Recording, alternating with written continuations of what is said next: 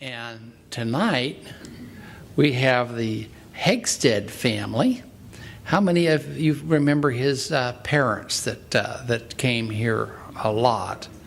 Yes. His mother, I had a great liking for her because she always complimented me. She never said anything. She never pointed out anything I did wrong. She may have done different for you, but but she always told me how wonderful it was to come to Desert Hot Springs and see Dolly and I. And so we thought highly of your mother and your dad. And so Dr. Hegstad, also from Loma Linda Medical Center, isn't it? Loma Linda Medical Center.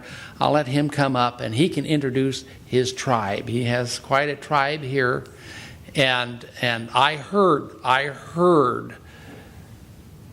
that he made it here on time because he let his daughter drive. Oh, thank you. Yeah, what a delight to be here. On the way out here, talked to Mother, and she asked us to give greetings to Tom, and I think she mentioned Lola, Pat and Dorothy, and Clark. And so greetings from Stella. She'd want you to know that 10 great years we're out here, and she wishes she could be here with us this evening. Tell her we all sent our love to her. I will. Thank you. Yeah, I think I told you a couple years ago some of the downsides of my life. One is that I was growing up, I was always Roland Hegstad's son. I couldn't get away from it. And I may have mentioned that he was the commencement speaker when I finished 8th grade, high school. If I'd graduated from college, he graduated from the class. He spoke to the class I started with for commencement at Walla Walla and my med school class. So I was kind of buried.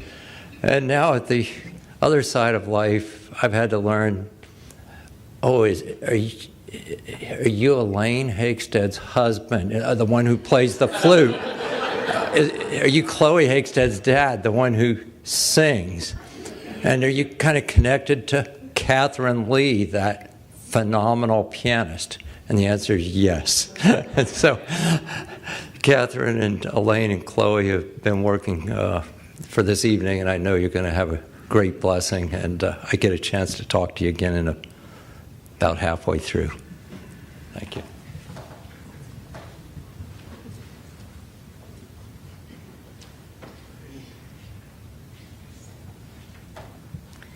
Well, I hope that there are some of you out there whose favorite song is "This Is My Father's World," because you're going to hear it again. Amen.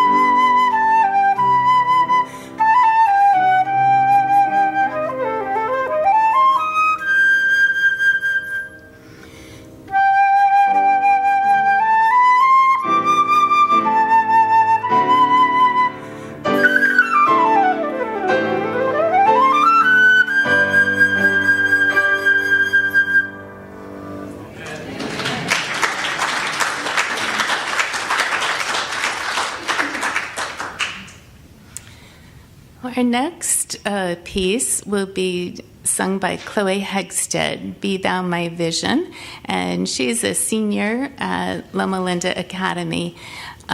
Be Thou My Vision is a traditional Irish hymn.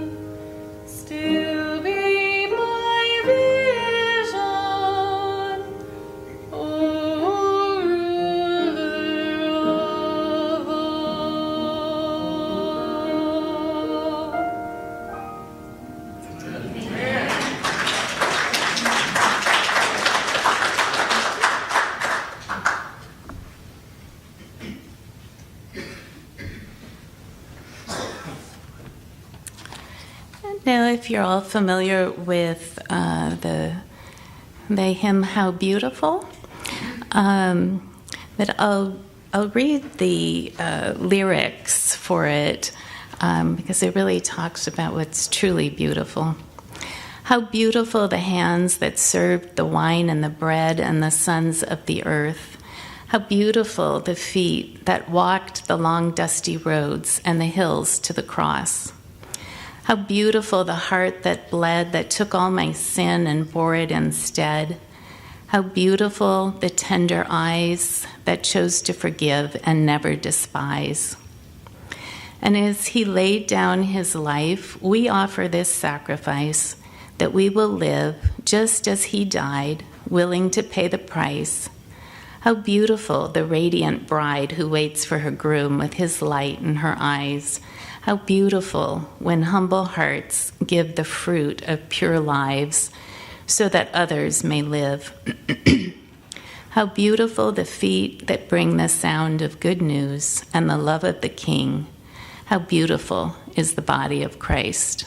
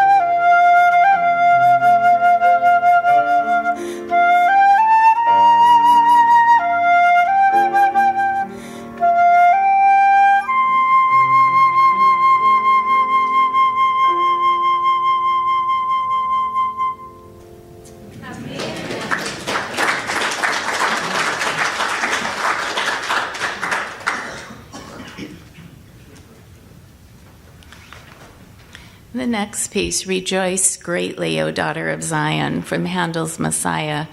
A lot of times we might think of this as a Christmas oratorio, but we think it's a pretty good idea to rejoice all year round. Amen.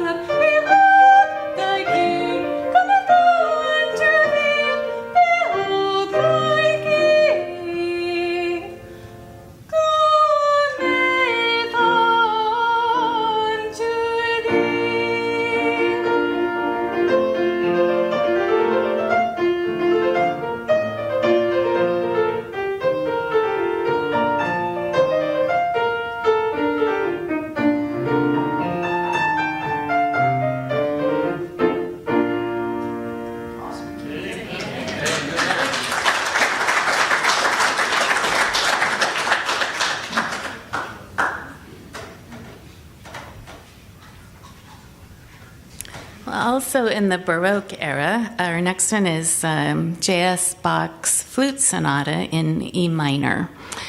This was actually written as a church sonata versus a dance sonata, and it has 4 movements alternating slow, fast. And the church sonatas often were more elaborate in their structure, with the harpsichord part usually forming a partnership with the flute, sometimes the flute being the accompaniment, sometimes the harpsichord being the accompaniment. Bach viewed music as an act of worship. He said, "Where there is devotional music, God is always at hand with his gracious presence." And another quote by him, "The final aim and reason of all music is nothing other than the glorification of God and the refreshment of the Spirit." Yeah.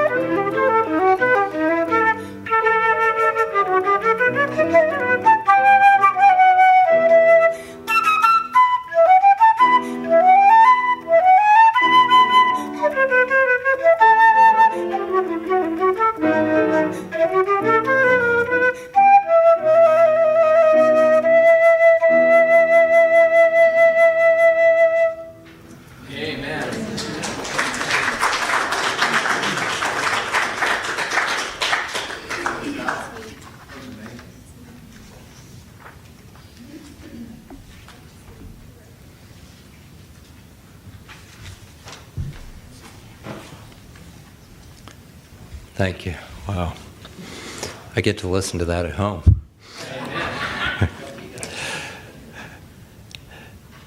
1959.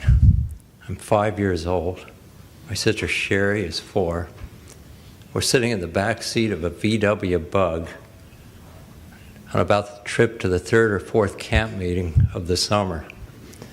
No air conditioning, roof rack, tent gear on the roof, every square inch of the car filled up, 600 miles to go that day. And I'm sitting next to my sister Sherry, and there's that line right in the middle of the fabric. And Mom has made clear, Doug, don't cross that line again.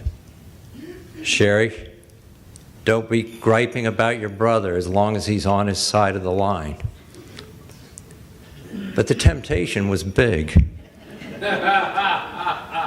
And eventually, she caught me putting my toe over the line, and it all blew up.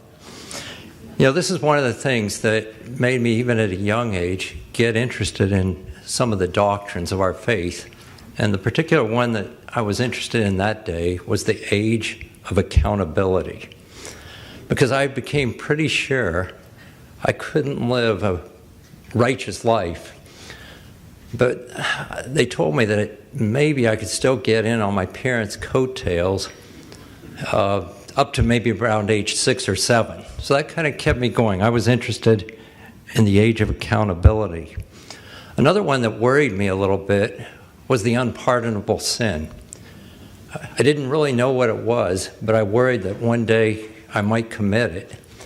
It wasn't until a little bit later that I learned, no, it's a decision you make. It's a habit you have. It's rejecting the continuous overtures of our God. And even another one, faith and presumption. We had a party at our house about a year ago. The medical students wanted to come over, have a mix of a nice meal and then a homily the third week in January, outside. Now, maybe if you do that 1 year, you do it because you have faith that it's going to be a beautiful evening, and it was. This year, the medical students asked us again, can we come over to your house for a Friday evening dinner and homily the third week of January? I said, guys, there's this thing called presumption. It was a great year last year. You got to be careful. They said, no, we want to come over. Now, you remember what it did, at least if you were in Loma Linda, you know what it did all last week. Did the same thing here. Rained every day. They're coming over Friday evening. It's still raining at noon on Friday. But we pushed the thing a little bit toward the faith end instead of the presumption end, because we'd put up a tent. We had some space heaters. And I think God honored that because it quit raining. And it was beautiful, and maybe we didn't even need those things. But anyway, yeah, whether it's accountability, unpardonable sins, or faith and presumption, these are some of the things that we kind of work into as we come to grips with some of the ideas of our faith. And we have to test them against the real world we live in, real experiences. Another one, and the one I really want to focus on for the next 5 or 8 minutes, is prayer. I remember as a child watching ministers pray, watching my mother pray next to her bed, and thinking, how does this work? I can't see anybody. I don't know where this is going. And guys a lot older than kids have thought about this idea. One definition of prayer, a form of communication, a way of talking to God. Another one from St. John of Damascene, raising of one's mind and heart to God. Another one by Ralph Martin, prayer is at its root simply paying attention to God.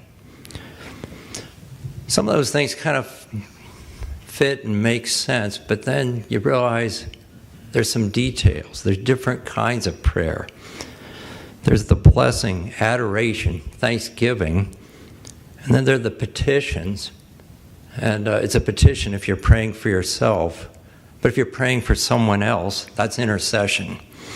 So things get dicey, and it's interesting to read the prayer that Jesus taught us to pray and say, what categories do these things fall in? Our Father, which art in heaven, hallowed be thy name. Thy kingdom come, thy will be done on earth as it is in heaven. Blessing, adoration, praise. And then he shows us a little bit more what petition and intercession look like. If you say, give me my daily bread, that would be a petition.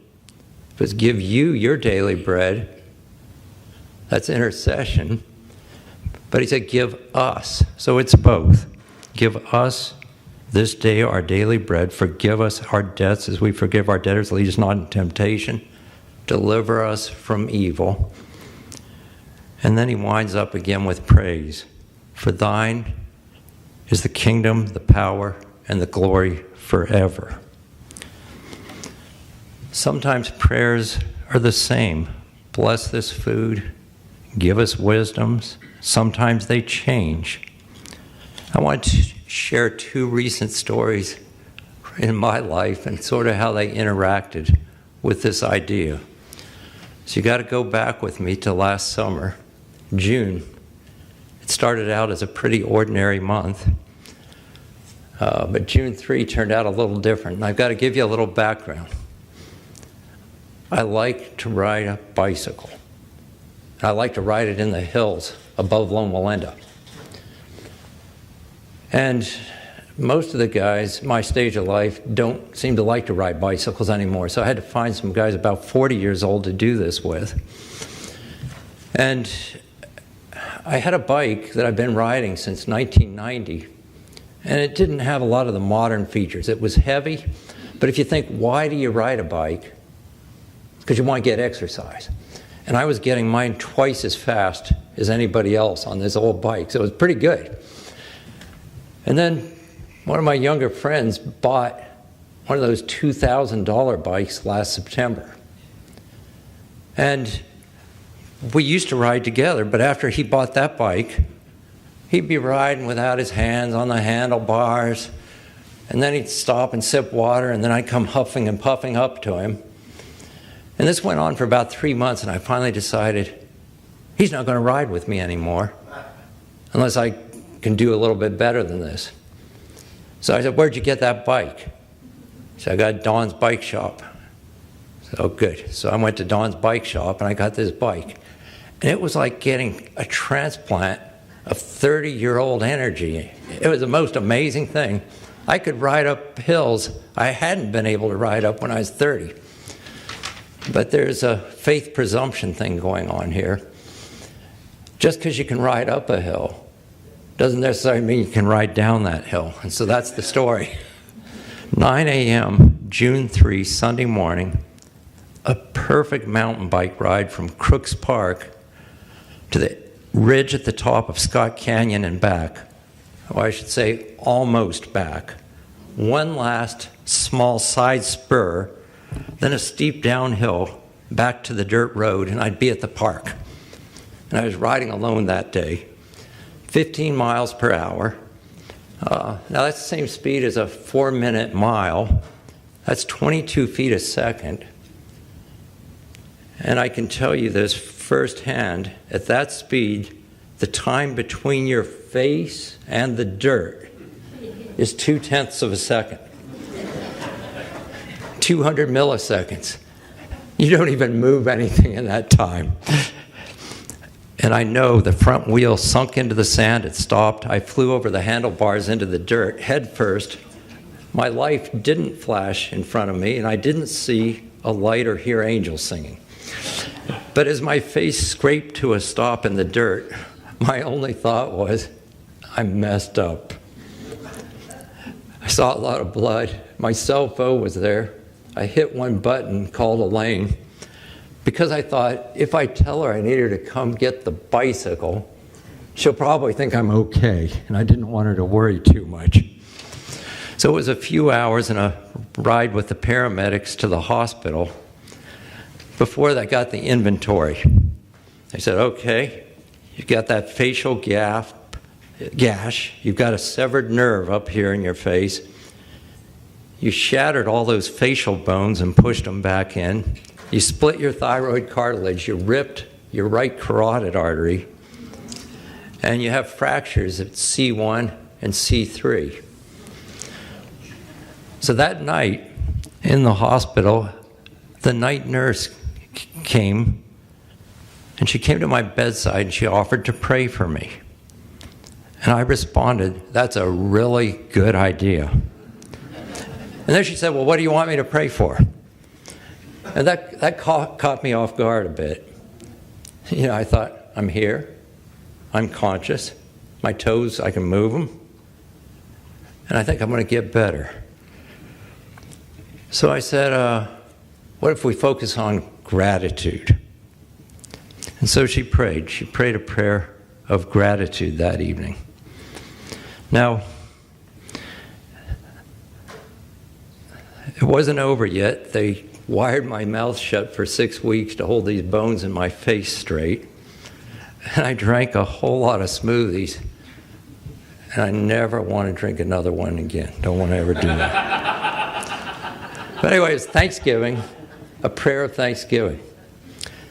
The next week, I was supposed to be in Washington, D.C. I wasn't in Washington, D.C. with my family. So go to Saturday before Father's Day, June 17. And it turns out I get a phone call from my sister. She says, Doug, Mom and I are here at the nursing home with Dad, and he's not looking too good.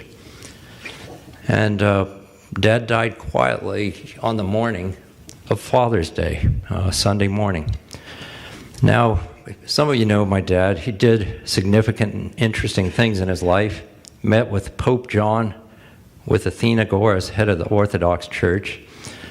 One of my favorite memories was his trip to the Soviet Union in the mid-'60s, meeting with believers and an unknown number of informants. But he preached to the believers in packed churches.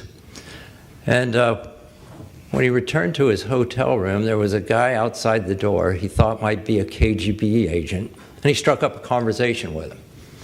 He said, show me some of your tricks. The guy said, here. And he pulled a hair out of his head, and he said, let me see your briefcase.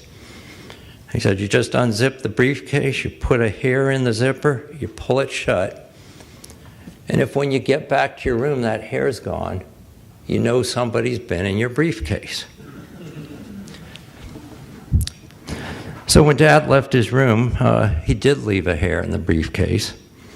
He returned to the room, opened his briefcase, and realized that he'd forgotten to check for the hair, ending his stint as an American spy. Dad wrote a dozen books. He edited Liberty for 35 years. I told you already, if you were his kid, you had to listen to him at every graduation. At least you don't have to do that with me, Chloe. But the most important thing he ever did, and maybe it was a skipped heartbeat, was when he decided to pursue Dorothy's sister, Stella, at Walla Walla College. They married in 1949, and she was the consistent secret ingredient who kept his operation running. She paid the bills, and one of my favorite memories was the Christmas day he opened up a nice envelope, and there was a check in there written out of their joint account by my mother for $1 million. It said,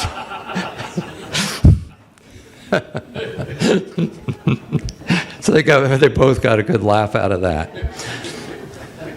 About 15 years ago, when Dad developed cognitive decline, Mom began a years-long handoff where she took on progressive responsibility. And when Dad could no longer express himself, Mom learned that she could cheer him. She'd say, I don't have a conversation anymore, but I can make him feel good. And she did that nearly every day for the last 6 years. A couple weeks before Dad died, and a few days before I almost died, I was talking to Mom on the phone, and she said, I used to pray that Roland would be healed. I've started a new prayer this week. I'm praying that he will rest. And on June 17, he went to his rest, and is resting at Norbeck Park Cemetery near home in Spencerville, Maryland. Now, when all things are made new and perfect, my sisters and I hope that the chocolate bars left in Dad's burial suit pocket will also be made new, dark, and perfect. Perhaps after the first meal next to the sea of glass, other saints will finish their granola and soy milk and have some fruit from the tree of life. But Dad, I imagine, will find those chocolate bars in his pocket.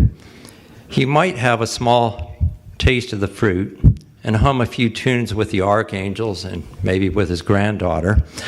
But he will rejoice in the company of the God who redeemed him, the creator of all good things, including chocolate. Now, when I almost lost my ability to walk, talk, and breathe, everything took on renewed value and beauty, evoking gratitude and praise. And I think that's why that night, when the nurse said to me, even though I was hurting, what shall I pray for? I said, it's gratitude tonight. When rest comes after a life well lived, that life takes on renewed beauty. And our prayer reflects our feelings. A petition for reunion, gratitude for a blessed hope of reunion, and gratitude for the joy of good music we get to hear there and hear some more this evening. Thank you.